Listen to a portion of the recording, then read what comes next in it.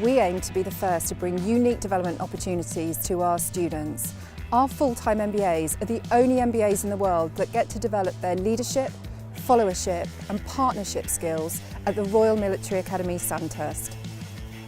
Experiential learning is about reflection on doing, and this particular programme at Sandhurst is about being set complex tasks, being given leadership roles in terms of being a team member, and actually getting out and practising, trying new behaviours, seeing what works and what doesn't, receiving feedback from a coach, and then trying again.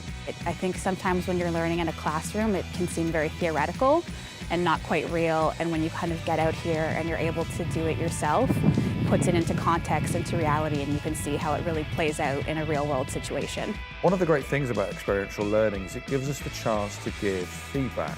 At the start of the programme, we ask each student what they'd particularly like to work on, either a strength or a development area that they would appreciate some feedback, having practiced that through those few days. So whenever we complete an activity or a task in a group, we're asking them first of all to self-reflect, to think about what they do very well in that exercise, but also based on those kind of observations of their own behaviour, where they could have improved. That then allows us to give some feedback either from the group or indeed from the facilitator. And that builds up through those 2.5 days until the end of the process, when we're also able to bring things to a close and the facilitator is able to summarise the journey and the feedback that each student's been on. The facilitators really helped us to understand a lot about leadership. I think for me in particular, followership is something that I think many of us didn't really understand.